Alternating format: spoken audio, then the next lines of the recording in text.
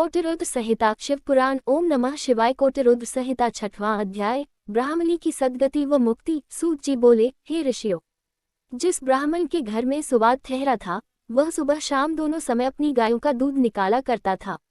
आज भी उसने अपनी स्त्री से कहा कि बर्तन दे दो, मैं दूध निकालता हूँ। तब उसकी पत्नी ने दूध का पात्र दे दिया और बछड़े को खोलकर गाय के पास भेज दिया, परंतु बछड़े ने जैसे ही थोड़ा सा दूध पिया उसे तुरंत गाय के पास से हटा दिया गया। माँ के पास से हटा देने पर बछड़ा उछलने लगा, जिससे ब्राह्मण के पैर में ठोकर लग गई। क्रोधित होकर ब्राह्मण ने बछड़े को बहुत पीटा और गाय का दूध निकाल लिया। गाय दुखी होकर रोने लगी कि अपने बच्चे को दूध भी नहीं पिला सकती। मैं अपने बच्चे को पीते हुए देखती रही परंतु उसकी कोई मदद नहीं कर सकी। तब बछड़ा अपनी माता को समझाने लगा कि माता तुम धैर्य रखो, जो जैसा करता है वह उसी का फल भी भोगता है। अपने बछड़े की ज्ञान भरी बातें सुनकर गाय बोली, मैं जानती हूँ कि तुम सही कह रहे हो, परंतु अपने पुत्र की दुर्दशा मुझसे देखी नहीं जाती। मुझे उस ब्राह्मण को दंड देना ही होगा, क्योंकि यदि मैं कुछ नहीं करूंगी तो यही सब बार बार होगा। तब बछड़ा अपनी माता से बोला, माँ, यदि आप ब्राह्मण को मारोगी तो आपको ब्रह्महत्या का पाप लगेगा।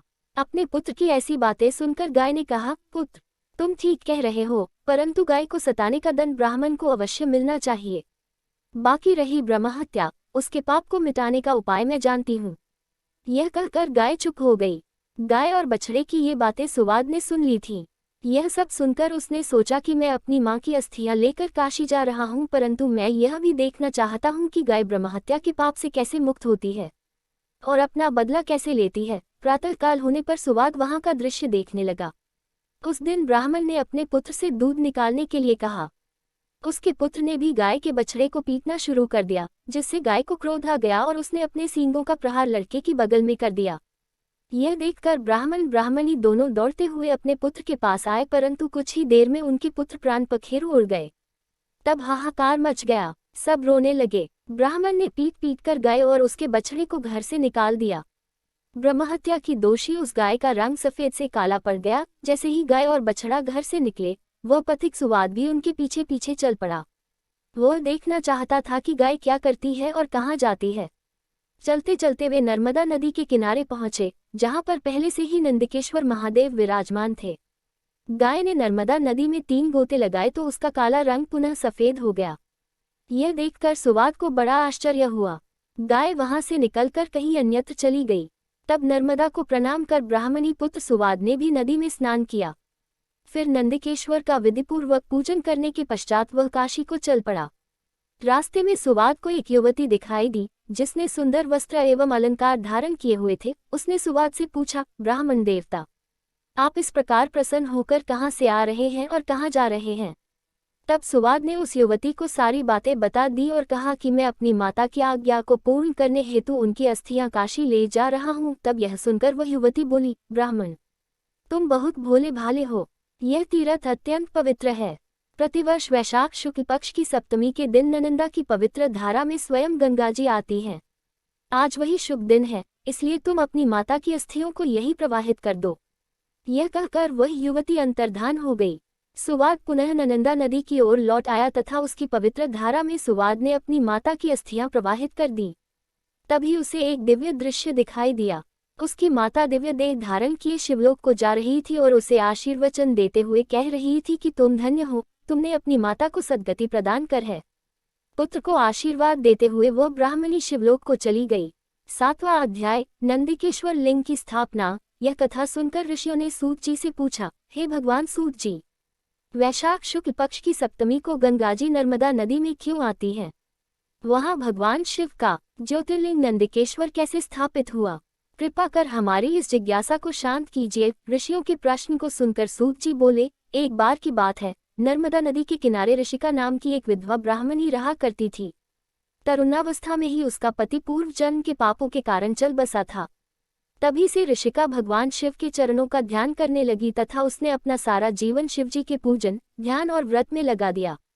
उसने एक पार्थिव लिंग स्थापित किया और महादेव जी की कठोर तपस्या करनी आरंभ कर दी। एक दिन एक बलवान मायावी राक्षस घूमता हुआ उस स्थान पर आ गया और बाल विधवा तपस्विनी को देखकर उस पर मोहित हो गया, परंतु वह ब्राह्मणी अपनी आराधना में ही लगी रही। तब वह उसे डरा धमकाकर पाने की कोशिश करने लगा। तब ऋषिका डरकर शिवजी की मूर्ति से चिपक कर रोने लगी और शिवजी से रक्षा करने हेतु प्रार्थना करने लगी। भक्तवत्सल भगवान शिव तुरंत अपने भक्त की रक्षा के लिए उस ज्योतिर्लिंग से प्रकट हुए और उस पापी राक्षस को भस्म कर दिया। फिर उस ब्राह्मणी से बोले, ब्राह्मणी, मैं तुम्हारी तपस्या से बहुत प्रसन्न हूँ, वर मांगो। अपने आराध्य त्रिलोकीनाथ भगवान शिव को इस प्रकार अपने सामने पाकर वह दीन ब्राह्मणी शिवजी की स्तुति करने लगी और बोली, हे जगत का कल्याण करने वाले, भक्तों के दुखों का नाश करने वाले देवाधिदेव भगवान शिव, आपने आज मेरे पतिव्रत धर्म की रक्षा करके मुझ पर बहुत बड़ा उपकार किया है। यदि आप मुझे कुछ देना चाहते हैं तो मेरी एक अभिलाषा को पूरा कीजिए। आप सदा मेरे द्वारा स्थापित इस पार्थिव मूर्ति में निवास करें। ऋषिका के वचनों को सुनकर शिवजी प्रसन्नतापूर्वक उस लिंग में समा गए। उस समय आकाश से फूलों की वर्षा होने लगी। सारे देवता शिवजी की प्रशंसा करते हुए वहां आ गए। उसी समय पतित पावनी श्री गंगाजी भी वहां आईं और उस ब्राह्मणी से बोली, कल्याणी, जहां भगवान शिव का निवास होता है वहां मेरा आगमन अवश्य होता है, इसलिए वैशाख में शुक्ल पक्ष की सप्तमी तिथि को मेरा यहाँ आगमन होगा। ऋषियों, उसी दिन से उस पार्थिव लिंग का नाम नंदिकेश्वर हुआ और उसमें भगवान शिव का वास हुआ और गंगाजी भी प्रत्येक वैशाख शुक्ल पक्ष सप्तमी को वहां आने लगी। यह दिव्य तीर्थ पापों का निवारण करने वाला है। इस पवित्र कुंड में स्नान करने से सभी पाप नष्ट हो जाते हैं और मनुष्य को शिवपद की प्राप्ति होती है। 8वां अध्याय, महाबली शिव महात्म्य। सूत जी बोले, हे ऋषियों, पश्चिम दिशा में कपिला नामक नगरी में कालनेश्वर नामक शिवलिंग है, जिसके दर्शनों से सभी पापों से मुक्ति मिल जाती है। पश्चिमी समुद्र पर सिद्धेश्वर शिवलिंग है, जो सभी कामनाओं को पूरा करने वाला है। इसी स्थान पर बहुत से तीर्थ स्थल हैं। समुद्र के किनारे गोकर्ण नामक सरोवर है। इसमें स्नान करने से ब्रह्महत्या के पाप से भी मुक्ति मिल जाती है। जो महाबली गोकर्ण सातों रसातल एवं गुफाओं का भ्रमण करते हैं और सदैव शिवजी का पूजन करते हैं, वे शिव रूप को प्राप्त होते हैं। इसी गोकर्ण तीर्थ में जाकर सभी नक्षत्र शिव स्वरूप हो जाते हैं। ब्रह्मा, विष्णु, इंद्र, विश्वदेव, मरुदगण, वसु, सूर्य, अश्विनी कुमार, चंद्रमा एवं नक्षत्र इसके पूर्व की ओर भ्रमण करते हैं। चित्रगुप्त, अग्नि और पितृ इसके दक्षिण दिशा से दर्शन और भ्रमण करते हैं। वरुण देव गंगा, सिंधु और नर्मदा आदि नदियों के साथ पश्चिम की ओर इसका दर्शन व भ्रमण करते हैं। चंडिका, भद्रकाली, भवानी एवं भूत प्रेत पिशाच इसका दर्शन उत्तर दिशा की ओर से करते हैं। सब देवता, पितृ, गंधर्व, चारण, सिद्ध, विद्याधर, किन्पुरुष, गुह्यक, खग, वेताल, बलि, दिति के दैत्य पुत्र, मुनिगण एवं सर्प अपनी इच्छाओं की पूर्ति एवं कामनाओं की सिद्धि के लिए देवादिदेव महादेव जी के दर्शन करते हैं। यहाँ स्थापित भगवान सदाशिव की मूर्ति साक्षात मोक्ष प्रदान करने वाली है। माघ माह के कृष्ण पक्ष की चतुर्दशी पर महाबल सदाशिव का पूजन आराधन किया जाता है। इस परम पवित्र प्रतिमा के पूजन से एक चांडालिनी भी अपने पापों से मुक्त हो गई थी और उसे अंत में परम पवित्र शिवलोक की प्राप्ति हुई। 9वां अध्याय, चांडालिनी की मुक्ति। सूत जी बोले, हे ऋषियों, अब आपको उस चांडालिनी की कथा सुनाता हूँ। वह चांडालिनी पूर्व जन्म में एक ब्राह्मण कन्या थी। विवाह योग्य होने पर उसके पिता ने उसका विवाह एक ब्राह्मण युवक से कर दिया। विवाह होने के पश्चात वह भोग विलास में डूब विलास के कारण उसका पति बीमार होकर मृत्यु को प्राप्त हो गया, परंतु उसकी भोग की लालसा पूर्ववत ही रही। अब तो वह स्वतंत्र थी। अपनी इच्छाओं को पूरा करने हेतु वह वेश्या बन गई। तब उसके परिवार वालों ने उसे घर से निकाल दिया और उसे जंगल में छोड़ आए। वहां जंगल में भटकते हुए एक दिन वह एक शूद्र के घर जा पहुंची। इस प्रकार एक युवती को सामने पाकर वह शूद्र उसे पाने की इच्छा करने लगा। तब वह उसके साथ वहीं रहने लगी। उस शूद्र के साथ रहते हुए उसने मांस, मदिरा तथा भक्ष्य वस्तुएं खानी शुरू कर दी। एक दिन वह शूद्र किसी कार्य से बाहर गया था, तब उसे बड़ी जोर से भूख लगी। अपनी भूख शांत करने के लिए उसने अपनी तलवार से आंगन में बंधे बछड़े को काट डाला और उसका मांस खा लिया। इस प्रकार उसने अपने जीवन में सब प्रकार के पाप किए तथा मृत्युकाल आने पर मृत्यु को प्राप्त हुई। यमराज उसे नरक ले गए और वहां उसने नरक की यातनाएं भोगी। अगले जन्म में उसका जन्म एक शूद्र चांडाल के घर हुआ। वह अंधी जन्मी थी और अपने पूर्व जन्म के पापों के कारण कोढ़ी हो गई थी। उसके आसपास कोई नहीं फटकता था। एक बार उसने कुछ लोगों को सदाशिव के गुणों का गान करते हुए सुना। वे कह रहे थे कि माघ कृष्ण पक्ष की चतुर्दशी को भगवान शिव के दर्शन करने से जन्म जन्मांतरों के पाप धुल जाते हैं और मोक्ष की प्राप्ति होती है। तब कल्याणकारी भगवान शिव के दर्शनों की अभिलाषा मन में लिए वह चांडालिनी गोकर्ण क्षेत्र की ओर चल दी। माघ कृष्ण पक्ष की चतुर्दशी से एक दिन पूर्व वह चांडालिनी गोकर्ण जा पहुंची और भूख प्यास से व्याकुल होकर भीख मांगने लगी। जब वह एक बनिए के दरवाजे पर भीख मांग रही थी तो बनिए ने उसकी झोली में बैल के गले की मंजरी डाल दी। जब उस भिखारिन ने उसे छूकर देखा तब उस मंजरी को उठाकर फेंक दिया। सौभाग्यवश वह मंजरी शिवलिंग पर जाकर गिरी। उस चांडालिनी के सारे पाप उस मंजरी के शिवलिंग पर चढ़ते ही नष्ट हो गए। अगले दिन चतुर्दशी पर उसने कुछ न खाया और इस प्रकार उसका निराहार व्रत हो गया। भूख के मारे पूरी रात जागी, इसलिए जागरण का फल भी उसे मिल गया। भगवान शिव अपने भक्तों पर सदा अपनी कृपा दृष्टि रखते हैं। उन्होंने उस गरीब चांडालिनी के पापों को नष्ट कर दिया और उसकी इच्छा से उसकी मृत्यु हो गई। उसे शिवलोक ले जाने के लिए विमान आ गया। उस दिव्य विमान से वह सदा के लिए सद्गति पाकर शिवलोक को चली गई। हे ऋषियों, इस प्रकार अज्ञानता या भूलवश किया गया भगवान शिव का दर्शन व पूजन भी भगवान शिव को प्रसन्न करता है और भक्तों को मोक्ष प्रदान करता है। 10वां अध्याय, लोकहितकारी शिव महात्म्य दर्शन। सूत जी बोले, हे ऋषियों, इक्ष्वाकु वंश में एक बड़ा पुण्यात्मा राजा हुआ, जिसका नाम मित्रसह तथा उसकी पत्नी का नाम दमयंती था। वह अति पतिव्रता व धर्मपरायण स्त्री थी। एक दिन राजा शिकार खेलने वन को गए। वहां उन्होंने कुमठ नामक दैत्य को एक महात्मा को परेशान करते देखा। उन महात्मा के कष्टों को दूर करने के लिए उन्होंने उस राक्षस को मार डाला। तत्पश्चात वापस आकर अपना राजकाज देखने लगे। उधर उस दानव के छोटे भाई कपट ने राजा से बदला लेने के लिए रसोई का वेश बनाया और राजमहल में नौकरी करने लगा। एक बार गुरु जयंती के अवसर पर राजा मित्रसह ने अपने गुरु वशिष्ठ को भोजन के लिए आमंत्रित किया। गुरुदेव राजा के घर पधारे।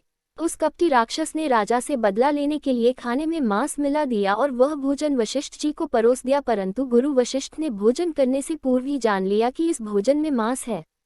यह देखकर मुनि को राजा पर क्रोध आ गया और उन्होंने राजा को सदा के लिए राक्षस बन जाने का शाप दे दिया। शाप सुनकर राजा रोने गिड़गिड़ाने लगा और बोला, मुनिश्रेष्ठ, मुझे क्षमा कर दें, यह अपराध मैंने नहीं किया है। राजा के वचनों को सुनकर वशिष्ठ मुनि सोच में डूब गए। तब उन्होंने अपनी दिव्य दृष्टि से जान लिया कि अपराध रसोई का है, जो कि वास्तव में एक राक्षस है। तब वे राजा से बोले, राजन, तुम्हारा रसोया एक कपटी राक्षस है। उसी ने जानबूझकर भोजन में मांस परोसा है। मैं अपना शाप वापस तो नहीं ले सकता, परंतु इसका असर कम कर सकता हूँ। तू 12 वर्षों तक राक्षस रहेगा। यह कहकर मुनि वशिष्ठ वहां से चले गए। उस शाप के कारण राजा राक्षस बन गया और वनों में भटकने लगा। वह जीवों को मारकर खाता था। एक दिन वह भूखा भटक रहा था। तभी उसने एक आश्रम में किशोर अवस्था के एक युवक को मुनि रूप में तपस्या करते देखा और उसे खाने के लिए दौड़ा। मुनि की पत्नी ने देख लिया कि वह राक्षस उसके पति को खाना चाहता है। उस ऋषि पत्नी ने राक्षस से प्रार्थना की कि मेरे पति को छोड़ दे, परंतु उसने मुनि को अपना आहार बना ही लिया। मुनि पत्नी शोक में डूब गई और उस राक्षस को शाप देते हुए बोली, अरे तूने मेरे पति को मार डाला। मैं तुझे शाप देती हूँ कि जब तू किसी स्त्री पर मोहित होकर दुष्ट राक्षस उसके साथ विहार करेगा, उसी समय तेरी मृत्यु हो जाएगी। इस प्रकार राक्षस को शाप देकर वह सती हो गई। 12 वर्ष बीत जाने पर राजा को अपना शरीर वापस मिल गया। उसने जाकर अपनी रानी को शाप के बारे में बताया। यह जानकर रानी राजा को अपने पास नहीं आने देती थी, परंतु उन दोनों की संतान न होने के कारण दोनों बहुत दुखी थे। एक दिन दुखी राजा वन में चला गया, परंतु ब्रह्महत्या के पाप ने उसका पीछा नहीं छोड़ा। तब राजा व्याकुल होकर गौतम ऋषि की शरण में चला गया। राजा ने उन्हें सारा वृतांत सुना दिया। तब गौतम ऋषि बोले, हे राजन, पश्चिम दिशा में जाओ, वहां गोकर्ण नामक तीर्थ है, जहां महाबल नामक ज्योतिर्लिंग है। उस कुंड में स्नान करके देवाधिदेव महादेव जी का पूजन अर्चन करने से सभी पाप नष्ट हो जाते हैं। इसलिए तुम वहां जाकर शिवजी की आराधना करो, तभी तुम्हें ब्रह्महत्या के पाप से मुक्ति मिलेगी। गौतम ऋषि के वचन सुनकर राजा प्रसन्न हुआ और उनसे आज्ञा लेकर गोकर्ण तीर्थ को चला गया। वहां उसने कुंड में स्नान करके भगवान शिव का पूजन और आराधना आरंभ कर दी, जिसके फलस्वरूप राजा को ब्रह्महत्या के पाप से मुक्ति मिल गई।